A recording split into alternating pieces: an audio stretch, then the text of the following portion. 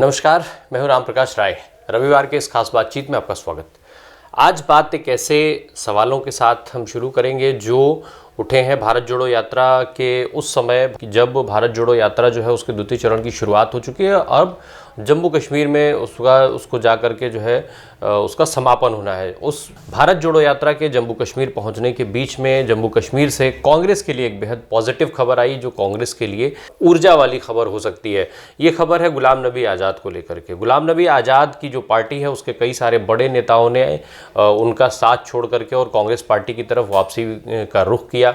और ये उस समय और ज़्यादा महत्वपूर्ण हो गया जब भारत जोड़ो यात्रा को लेकर के वहाँ पर ज़बरदस्त रूप से तैयारियां चल रही हैं। ऐसे में कुछ सवाल खड़े होते हैं। सवाल ये कि आज़ाद का जो सीन है वो कब तक आज़ाद रहेंगे, एक बात उसकी हो रही है। दूसरी बात हो रही है कि सियासी उनका जो भविष्य है वो क्या होगा। और तीसरा, वो भाजपा के साथ जाएंगे या फिर उनकी कांग्रेस में वापसी होगी। इस चीज़ को लेकर के चर्चा ज़बरदस्त रूप से उस समय शुरू हुई जब कई बड़े नेताओं ने उनका साथ छोड़ करके और भारतीय कांग्रेस पार्टी की तरफ जो है वो अपनी घर वापसी उन्होंने की। तो आज हम बातचीत में इन्हीं सवालों को खोजने की कोशिश करेंगे। इसके लिए हम कुछ आपको पुराने समय से लेकर के और अभी तक की कई सारे जो घटनाएं हैं उन घटनाक्रमों पर आप जो है नज़र डालते चलिए। दरअसल कांग्रेस पार्टी अगस्त 2022 में इन्होंने गुलाम नबी आज़ाद छोड़ करके और अलग होकर के गए थे। फिर उसके बाद उन्होंने अपनी नई पार्टी बनाई, डेमोक्रेटिक आज़ाद पार्टी, जो डीएपी थी। उसमें जब गुलाम नबी आज़ाद ने कांग्रेस छोड़ा तो बहुत सारे कांग्रेस के पुराने नेता भी उनके साथ गए। उनके साथ जाने के बाद ये माना जा रहा था कि जम्मू कश्मीर में कांग्रेस बेहद कमज़ोर हो जाएगी। इसके अलावा उसके अलावा जो गुलाम नबी आज़ाद के लिए बात कही जा रही थी, क्योंकि गुलाम नबी आज़ाद पूर्व में वहाँ के मुख्यमंत्री रह चुके हैं, देश के बड़े नेता रहे हैं। ऐसे में ये माना जा रहा था कि वो भारतीय जनता पार्टी के साथ जाएंगे और भारतीय जनता पार्टी जम्मू कश्मीर में मजबूत रूप में उभर करके आएगी। अब इन दोनों सवालों पर जो है, दोनों विचारों पर, दोनों बातों पर, जो दोनों संभावनाएं थी, उन दोनों संभावनाओं पर भी सवाल खड़े होने लगे हैं। उसकी जो वजह है, पूर्व उप मुख्यमंत्री जो जम्मू कश्मीर के रहे ताराचंद, उनके साथ साथ कई दिग्गज नेता कांग्रेस छोड़ करके, और उन्होंने वो तब गए थे जब गुलाम नबी आज़ाद गए थे। अब उन्होंने गुलाम नबी आज़ाद का साथ छोड़ करके वापस कांग्रेस पार्टी ज्वाइन कर ली है। अब इसमें जो है पूर्व मंत्री पीरजादा मोहम्मद सईद, पूर्व विधायक बलवान सिंह, विनोद शर्मा जैसे लोग शामिल हैं। विनोद शर्मा जो थे वो अभी डीएपी के जिलाध्यक्ष रहे। तो इस तरीके की जो नेता हैं उनके डीएपी छोड़ने के बाद वहाँ पर क्या नई परिस्थितियाँ बनेंगी, इस पर भी हम थोड़ा सा जानने का प्रयास करेंगे। गुलाम नबी आज़ाद, जैसा हमने पहले आपको बताया कि साल 2022 में अगस्त के महीने में ये कांग्रेस छोड़ करके गए थे। 5 दशक से ज़्यादा की लंबी राजनीति उन्होंने कांग्रेस के साथ की थी। और जिस समय गुलाम नबी आज़ाद ने छोड़ा था, करीब 5 पन्नों का लंबा इस्तीफा उन्होंने सोनिया गांधी को भेजा था। उस समय इस इस्तीफे की खूब चर्चा हुई थी। गुलाम नबी आज़ाद को चूँकि गांधी परिवार का बेहद करीबी माना जाता था, वो इंदिरा के भी करीबी रहे, राजीव गांधी के करीबी रहे, पीवी नरसिम्हा राव की सरकार में मजबूत रहे, मनमोहन सिंह की सरकार में भी वो बेहद महत्वपूर्ण स्थिति में रहे और मजबूत स्थिति में रहे। तो इसके चलते गुलाम नबी आज़ाद का कद जो है वो बड़े नेता, बड़े राजनीतिक के तौर पर जाना जाता था। 1980 में गुलाम नबी आज़ाद इंदिरा गांधी की सरकार में पहली बार मंत्री बने। उसके बाद फिर वो लोकसभा के सांसद रहे, फिर राज्यसभा में भी उन्होंने प्रतिनिधित्व किया। साल 2005 में जब जम्मू कश्मीर में पीडीपी के साथ कांग्रेस का समझौता हुआ और मुख्यमंत्री बनाए जाने की बात हुई, तो गुलाम नबी आज़ाद पर कांग्रेस पार्टी के साथ साथ गांधी परिवार ने भरोसा जताया और उनको वहाँ पर मुख्यमंत्री बनाया गया जम्मू कश्मीर का साल 2005 में। 2008 में हालांकि पीडीपी का समर्थन पीडीपी ने जो है वो खींच लिया था वापस। उसके बाद वो सरकार गिर गई थी। जम्मू कश्मीर में जिस समय गुलाम नबी आज़ाद मुख्यमंत्री थे, उस समय उनके कई कामों की खूब चर्चा होती है, फिर चाहे वो अमरनाथ यात्रा को लेकर के यात्री निवास बनवाने को हो या तमाम सारे और कई काम। तो गुलाम नबी आज़ाद को जम्मू कश्मीर के एक बड़े चेहरे के रूप में जाना जाता था जो कांग्रेस के साथ जुड़ा हुआ था। जब ये कांग्रेस का इनका साथ छूटा तो उसके पीछे भी कई वजहें बताई गई। हालांकि जो वजह थी उसका कोई स्पष्ट नहीं था, और जो उन्होंने इस्तीफे में उल्लेख किया था उसमें उन्होंने राहुल गांधी को भी कोट किया था और राहुल गांधी पर कई आरोप लगाए थे। गुलाम नबी आज़ाद गांधी परिवार के बेहद भरोसेमंद रहे, उसका उनको कई बार जो लाभ था वो भी दिखा। फिर जो है गांधी परिवार के करीबी रहने के चलते ही वो केंद्र की सरकारों में, कई सरकारों में अलग अलग समय पर वो मंत्री रहे, जम्मू कश्मीर के मुख्यमंत्री बनाए गए। फिर इन सब के बावजूद भी साल 2020 में जब राज्यसभा में इनका कार्यकाल ख़त्म हुआ तो उसके बाद ये जो है इनकी कांग्रेस पार्टी से धीरे धीरे दूरियां बढ़ने लगीं।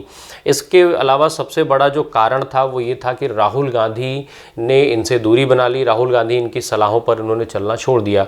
साल 2017 में जब उत्तर प्रदेश में विधानसभा के चुनाव हुए तब गुलाम नबी आज़ाद थे, वो उत्तर प्रदेश का उनके पास प्रभार था, उत्तर प्रदेश चुनाव का पूरा जिम्मा संभाल रहे थे, जिसमें उन्होंने अखिलेश यादव से इनका जो है वो गठबंधन करवाया और ये सारी चीज़ें चलती रहीं। तो उसके बावजूद भी जो परिणाम थे वो बेहद भयावह आए और ऐसे इन सारी परिस्थितियां गुलाम नबी आज़ाद के समय में ही ये परिस्थितियां ऐसी बनी थीं। तो राहुल गांधी से इनकी दूरी जो थी वो एक कारण बड़ी मानी जाती है उस बगावत में, और ख़ास करके राहुल गांधी के लिए उन्होंने कोट भी किया कि राहुल गांधी जो है वो अब उनकी सलाह नहीं मानते हैं। इसके साथ साथ कांग्रेस पार्टी की तरफ से जम्मू कश्मीर में जो स्थितियाँ जब बदलीं, भारतीय जनता पार्टी के 370 हटाने और इस तरीके की चीज़ों के भारतीय जनता पार्टी की केंद्र में सरकार आ जाने के बाद, फिर भारतीय जनता पार्टी के वहाँ पर महबूबा मुफ्ती के साथ मिलकर सरकार बना लेने के बाद, तो ऐसे में एक बार फिर से गांधी परिवार और कांग्रेस पार्टी को गुलाम नबी आज़ाद पर ही भरोसा हुआ और उन्होंने उन्हें कश्मीर का जिम्मा सौंप दिया। गुलाम नबी आज़ाद को कांग्रेस पार्टी ने वहाँ अपनी जड़ें मजबूत करने के लिए जम्मू कश्मीर भेजना चाहा, पर शायद गुलाम नबी आज़ाद की तरफ से इसे अपना डिमोशन माना गया। ये भी एक कारण रहा जब वो पार्टी छोड़ करके यहाँ से गए। तो अब ये सारी जो परिस्थितियां थी, एक तरफ गांधी परिवार की नज़दीकी, दूसरी तरफ ये बगावत, तो इन सब के बीच में जो समीकरण बनते, इन सब के बीच में जो सवाल खड़े होते हैं वो ये कि गुलाम नबी आज़ाद का राजनीतिक जो भविष्य होगा वो क्या। तो जब पार्टी गुलाम नबी आज़ाद ने छोड़ी उसके कुछ समय पहले देश के प्रधानमंत्री नरेंद्र मोदी ने उनकी खूब तारीफ़ की थी। उनकी तारीफ़ों को जोड़ करके देखा जाने लगा कि गुलाम नबी आज़ाद भविष्य में जो है वो भारतीय जनता पार्टी में जा सकते हैं, भारतीय जनता पार्टी का साथ ले सकते हैं। वहीं जब उन्होंने नई पार्टी बना ली तो फिर ये माना जाने लगा कि वो भारतीय जनता पार्टी की बी टीम है। भारतीय जनता पार्टी की बी टीम के तौर पर वो जम्मू कश्मीर में काम करेंगे और भारतीय जनता पार्टी को मजबूत करके वहाँ उसकी सरकार बनवाने में अहम योगदान इनका रहेगा। पर इसके बाद जब धीरे धीरे इनके जो नेता थे उन्होंने साथ छोड़ना शुरू किया तो गुलाम नबी आज़ाद की मुश्किलें भी बढ़ने लगीं। अब संभावनाओं का दौर फिर से एक बार उसने करवट बदली और तब शुरू हुआ ये दौर कि उनकी कांग्रेस में वापसी हो सकती है। हालांकि इस बात को खुद गुलाम नबी आज़ाद ने सिरे से खारिज कर दिया। सिरे से खारिज करते हुए उन्होंने ये बात कही, जो है वो कांग्रेस में जाने से इनकार कर दिया था। पर उनका जो एक बयान था वो बयान, उस बयान की चर्चा खूब होती है। ये माना जाता है कि वो जो बयान है वो उनके उस दावे को सिरे से खारिज करने के बाद भी मजबूत करता है कि उनकी कांग्रेस में वापसी हो सकती है। दरअसल जम्मू कश्मीर में गुलाम नबी आज़ाद ने एक प्रेस कॉन्फ्रेंस में ये बात कही थी कि कांग्रेस ही जो है भारतीय जनता पार्टी को चुनौती दे सकती है। पार्टी लंबे समय से सभी लोगों को, चाहे वो हिंदू हो, मुसलमान हो, किसान हो, सबको एक साथ लेकर के चल रही है। तो ये बात प्रेस कॉन्फ्रेंस में गुलाम नबी आज़ाद की तरफ से ये वक्तव्य दिया गया था। तो इस वक्तव्य के बाद विश्लेषक जो है ये मानते हैं कि गुलाम नबी आज़ाद की संभावनाएं इस बात से ज़्यादा हैं कि वो कांग्रेस पार्टी में उनकी वापसी होगी। वहीं जो दलीलें इस पक्ष में दी जाती हैं कि वो भारतीय जनता पार्टी के साथ मिलकर के चुनाव लड़ेंगे, उसके लिए संभावनाएं जो समीकरण बताए जाते हैं वो ये कि भारतीय जनता पार्टी, चूँकि वहाँ पर चुनाव की बातें बार बार हो रही हैं, लगातार चुनाव की तैयारियाँ हो रही हैं, माना जा रहा है कि इस साल वहाँ पर चुनाव हो जाएंगे, चूँकि वहाँ परिसीमन हो चुके हैं। परिसीमन के बाद डेटा इकट्ठा किया जा रहा है। हालांकि वो अलग बात है कि परिसीमन पर भी विवाद अभी वहाँ पर थमा नहीं है। वहाँ पर कई तरीके के विवाद अभी भी परिसीमन के साथ चल रहे हैं। जो तमाम दूसरे दल हैं वो लगातार भारतीय जनता पार्टी को लेकर, भारतीय जनता पार्टी पर जो है परिसीमन को लेकर के सवाल उठा रहे हैं। तो इसके बावजूद भी ये माना जा रहा था कि जम्मू कश्मीर में जब चुनाव होंगे तो भारतीय जनता पार्टी जो है वो जम्मू रीजन में चुनाव लड़ेगी। जो जम्मू के विधानसभा सीटें हैं वहाँ पर वो चुनाव लड़ेगी खुद को, चूँकि वहाँ पर भाजपा की स्थिति मजबूत है। वहीं गुलाम नबी आज़ाद को जो है वो घाटी का जिम्मा सौंपा जाएगा और घाटी की सीटों पर गुलाम नबी आज़ाद की पार्टी जो है वो चुनाव लड़ेगी, चूँकि वहाँ पर इनकी एक दखलंदाजी रहती है। तो ऐसे में ये राजनीतिक समीकरण जो है वो बनाए जा रहे हैं, बताए जा रहे हैं विश्लेषकों विश्लेषकों के द्वारा लगातार इस पर चर्चा हो रही है, पर पर्दे के पीछे का जो सत्य है वो क्या है वो तो आने वाले समय में पता चलेगा जब इलेक्शन अनाउंस होंगे। चूँकि इलेक्शन अनाउंस होने का जिस समय गुलाम नबी आज़ाद पार्टी छोड़ करके गए थे उस समय भी इलेक्शन की सुगबुगाहट थी और माना जा रहा था कि अगर जम्मू कश्मीर में विधानसभा के चुनाव हो जाते हैं तो उसमें गुलाम नबी आज़ाद को अपना शक्ति प्रदर्शन करने का अवसर मिलेगा। पर उस संभावनाओं पर ब्रेक लग गया और ये स्थिति जो है वो चुनाव जो है वो लंबा खिंच गया। चुनाव की डेट नहीं आई, लगातार परिसीमन को लेकर के और दूसरे कारण बता करके और चुनाव जो है वो आगे बढ़ते जा रहे हैं।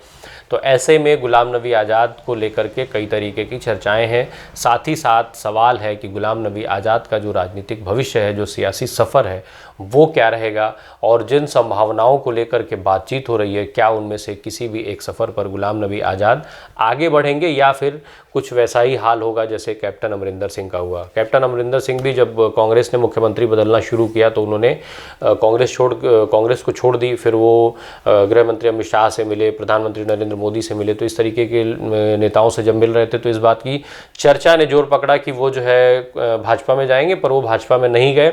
उन्होंने भी अपना नया सियासी दल बनाया पर इस सियासी दल को कोई सफलता नहीं मिली, जिसके बाद इन्होंने इस साल के अंत में जो है वो बीते साल के अंत में कैप्टन अमरिंदर सिंह ने भारतीय जनता पार्टी का दामन थाम लिया। तो क्या ऐसे में जो है संभावनाएं वैसी बनेंगी कि गुलाम नबी आज़ाद भाजपा का हाथ थामेंगे, भाजपा के साथ चले जाएंगे, या फिर कांग्रेस में उनकी घर वापसी हो जाएगी?